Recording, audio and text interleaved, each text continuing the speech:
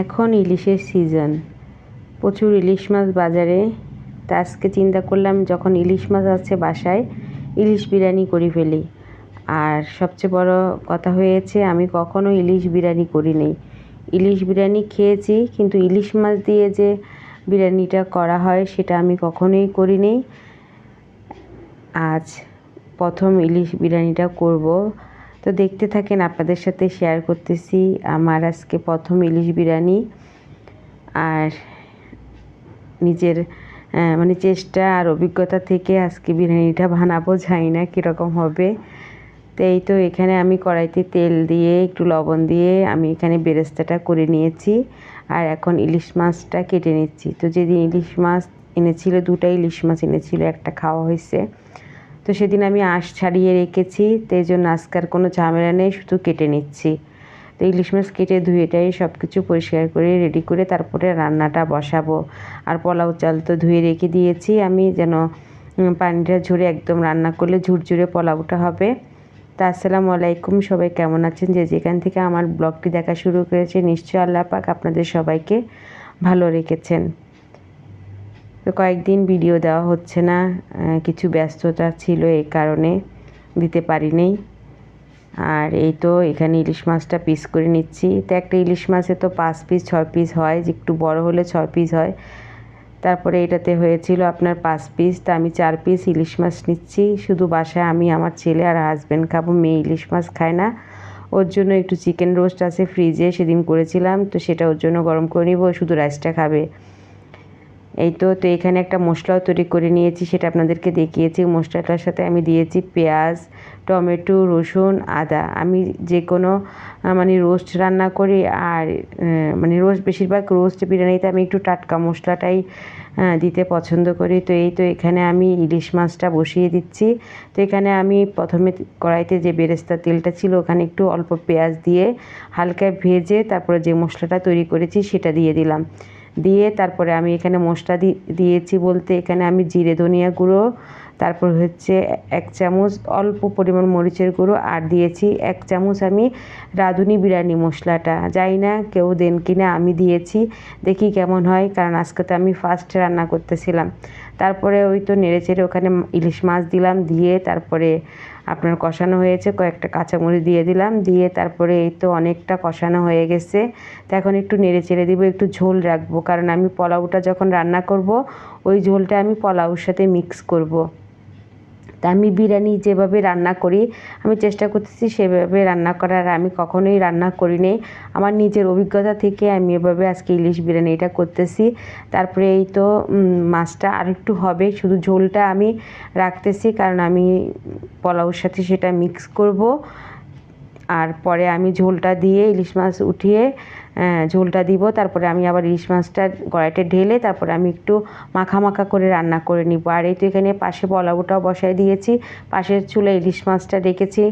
আর এখানে একটু ঘি আর হচ্ছে আপনার চালটা দিয়ে দিলাম, তেজপাতা আর লবঙ্গ দিয়েছি, কোনো এলাচি দারচিনি দিই নেই, কারণ ইলিশ মাছের একটা ফ্লেভার আছে, যদি দিই তাহলে ওই ফ্লেভারটা পাবো না। আর এই তো আমি মাছগুলো উঠিয়ে একটা পিরিচের মধ্যে নিয়ে নিচ্ছি, আর চালটা আমি ভাজি নিচ্ছি ভালো করে, পাশের চুলায় ভালো মতো চালটা ভাজা হোক। তো এই ফাঁকে মাছটা উঠিয়ে একটা প্লেটে নিয়ে নিলাম। আর দেখেন কতগুলা ঝোল, তো এগুলো আমি এখন পোলাও সাথে মিশিয়ে ফেলবো, তাহলে খেতে ভালো লাগবে, টেস্ট হবে অনেকটাই। তো এই তো চালটা অনেকটা ভাজা হয়েছে, তো এখন এই তো আমি ঝোলটা দিয়ে দিচ্ছি। তো সবগুলা দিব না, কিছুটা রাখবো, কারণ মাছটা একটু মাখা মাখা করে নিব। তো এই তো ভালো করে নেড়ে চেড়ে ভেজে এখানে আমি গরম পানি দিয়ে দিচ্ছি, একদম পরিমাণ মতো, আমার চোখের আন্দাজ মতো আমি দিয়ে দিচ্ছি, কারণ কোনো মাপচাপ আমি করি না, আমি নিজের একটা আইডিয়া থেকে আমি এখানে গরম পানিটা দিয়ে দিলাম। তা এখন ঢাকনা দিয়ে দিব, পরে কয়েকটা কাঁচামরিচ দিব। আর ঝোলটা দেওয়াতে দেখেন কি সুন্দর একটা হালকা কালার এসেছে। আর এতটুক ঝোল ছিল, এটার মধ্যে এখন মাছটা ঢেলে দিব, দিয়ে তারপরে আমি এখানে আপনার ইলিশ মাছটা আর একটু মাখা মাখা করে নিব। তো মাখা মাখা করে তারপরে আমি রাইসটা হয়ে যাক, তারপরে মাছগুলা দিয়ে দিব। তো জীবনে প্রথম ইলিশ বিরিয়ানি রান্না করতেছি, খেয়েছি এর আগে, ভীষণ মজা লেগেছিল। তো নিজে আজকে রান্না করে খাবো, দেখি কেমন হয়। আর এই তো হয়ে আসছে, 1 চামচ ঘি দিয়ে দিলাম আমি। তারপরে চুলাটা বন্ধ করে দিব। আর এই তো এখানে আমার পোলাওর সাথে পানিটাও শুকিয়ে গিয়েছে, আর এখানে কয়েকটা কাঁচামরিচও দিয়ে দিলাম, ঢাকনা দিয়ে দিলাম। তো এখন একদম ঝরঝরে একটা পোলাও হয়ে গেছে দেখেন। তো এখন নেড়ে চেড়ে তারপরে আমি এখানে ইলিশ মাছ দিব। কয়েকটা কাঁচামরিচ দিয়েছি। সবসময় আমি কাঁচামরিচটা যখন পোলাওতে আমি পানি দিই তখনই দিয়ে দিই। তো আজকে সেরকম দিলাম না, কারণ আজকে ইলিশ পোলাও করতেছি, কাঁচামরিচেরও যেন একটা ফ্লেভার পাই, সেজন্য কাঁচা কাঁচাই দিলাম। আর মানে পানির সাথে না দিয়ে একদম শুকাই গেছে যখন, তখনই আমি কাঁচামরিচটা দিলাম। আর এখন এই তো মাছগুলা দিয়ে দিব, আর এতটুক ঝোল রেখেছি। তো এখন এই তো ঢাকনাটা উঠিয়ে একটু দমে রেখেছি যেন পোলাওটা আর একটু সুন্দর হয়। তো দেখেন খুব সুন্দর হয়ে বসে গেছে। তো এখন আমি এখানে নেড়ে চেড়ে তারপর মাছগুলো বসিয়ে দিব। খুবই সুন্দর হয়েছে, আর এত সুন্দর মিষ্টি গ্রান এসেছে না, সেটা তো আর আপনাদের সাথে আমি শেয়ার করতে পারবো না। খুব সুন্দর একটা মিষ্টি গ্রান এসেছে সারা ঘরে, খুব সুন্দর গ্রানে মোমো করতেছে। আর তখনই মন চাচ্ছিল একটু খেয়ে দেখি, কিন্তু তখন তো আর খাওয়া যাবে না, কারণ সব রান্না বান্না কমপ্লিট করে সব গুছিয়ে তারপর গোসল করে তারপরে নামাজ কালাম পড়ে আসে খাবো। আর এই তো মাছটাও দিয়ে দিচ্ছি, আর একটুও মাছ ভাঙেনি দেখেন, খুব সুন্দরভাবে আছে। জীবনে প্রথম ইলিশ পোলাও করলাম, কিন্তু কোনো কিছু নষ্ট হয়নি, খুব সুন্দরভাবে হয়েছে। তাই এই তো এখানে 4 পিস মাছ দিয়ে ঝোলগুলো ঢেলে দিব। তারপর আমি উপরে পোলাওটা আর বেরেস্তা ঘি এগুলো দিয়ে দিব, চিনি দিয়ে দিব। তো এই দেখ কীরকম ঝোলটা আমি রেখেছি মাখা মাখা, মানে নিজের চেষ্টা থেকে একটা নিজের ব্রেনে যতটুকু কাজ করেছে যে এইভাবে করব, দেখি কেমন হয়। আর হ্যাঁ, অবশ্যই ইউটিউব দেখলে পারতাম, কিন্তু আমি নিজের অভিজ্ঞতা থেকে ইলিশ পোলাওটা করেছি। জানি না আপনারা এভাবে করেন কি না, আমি করলাম নিজের আইডিয়া থেকে। তারপরে এই তো এখানে এখন আমি বেরেস্তাটা দিয়ে দিব। পোলাওতে তো সবসময় আমি বেরেস্তা দিই। তো এখন এভাবে বেরেস্তা দিয়ে তারপরে ঘি দিব। খুব সুন্দর হয়েছে দেখতে, এত সুন্দর হয়েছে। আমি মনে করছি জীবনে প্রথম করতেছি, তো হয়তো মাছ ভেঙে টেঙে যাবে, দেখি যে না, খুব সুন্দরভাবে মাছটা হয়েছে। আর 1 চামচ ঘিও দিয়ে দিচ্ছি। খুব মানে গ্রান বের হচ্ছে ঘিয়ের। এমনিতে একটা ইলিশ মাছের মিষ্টি গ্রান, তারপরে পোলাওর একটা গ্রান, মানে সব মিলে দারুণ একটা গ্রান বেরোচ্ছিল।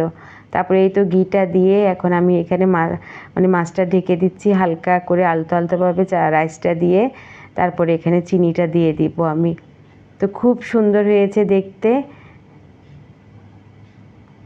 তো কেমন হয়েছে আপনারা জানাবেন। আমি প্রথম ইলিশ পোলাও করলাম, আর এই তো সুন্দর করে একদম চারপাশ গুছিয়ে আমি মাছটা ঢেকে দিয়েছি। তো এখন একটু চিনি দিয়ে দিই, তাহলে স্বাদটা দ্বিগুণ বেড়ে যাবে। অল্প পরিমাণে চিনি দিয়েছি। এই তো এখন ঢাকনা দিয়ে দিব সুন্দর দমে, আরও টেস্ট হয়ে যাবে চিনিটা গলে। তো সুন্দর রান্না আমার কমপ্লিট। একবার আপনাদের সাথে ঘুরিয়ে দেখিয়ে দিই। এর মধ্যে শসা কেটে নিয়েছি, তারপরে এই তো আমার ইলিশ বিরিয়ানি, তারপরে হচ্ছে আপনার একটু রোস্ট ছিল, সেটা গরম করে নিয়েছি, ফ্রিজে ছিল সেদিন করেছিলাম। তো সেটা যদি খাই, রাইসের সাথে খাবে, ইলিশ পোলাওর সাথে। আর এখানে রসুন আমি ডিপে রেখে দিই। ডিপে রেখে দিলে রসুনটা ছাড়া তো, খোসা ছাড়া তো সহজ হয়, আর তাড়াতাড়ি মিক্সচারে করা যায়। এই আমি গোটা গোটা আস্ত রসুন খোসা সহ ডিপে রেখে দিই, তারপরে ছাড়িয়ে নিই বের করে, তারপরে আপনার মিক্সচারে করলে খুব তাড়াতাড়ি হয়ে যায়। তারপরে এই তো খাওয়ার সময় হয়ে গেছে, সব গুছিয়ে গোসল করে নামাজ পড়ে চলে আসলাম খেতে। তারপরে এই তো বেড়ে আপনাদেরকে দেখাচ্ছি কতটা সুন্দর হয়েছে। তো সবাইকে বেড়ে দিই, তারপর নিজেও বসবো। খুব সুন্দর ঝুরঝুরে একদম, কতটুকু বুঝতে পারছেন জানি না, খুবই সুন্দর ঝুরঝুরে হয়েছে। আর একটু অল্প করে আমি করেছি, কারণ কখনো করিনি, তো বেশি করলে যদি আবার না খেতে পারি। কিন্তু যতটুকু করেছি আমাদের সবার একদম খুব ভালোভাবে হয়ে গেছে। তারপরে খুব মজা করে খেয়েছি, আর এত মজা হয়েছে মানে ভাবতেও পারিনি যে জীবনে প্রথম ইলিশ বিরিয়ানি করে এতটা ভালো হবে। খুবই ভালো হয়েছে। তো এখান থেকে বিরিয়ানি ভুল ত্রুটি হলে ক্ষমা সুন্দর দৃষ্টিতে দেখবেন। আল্লাহ হাফেজ।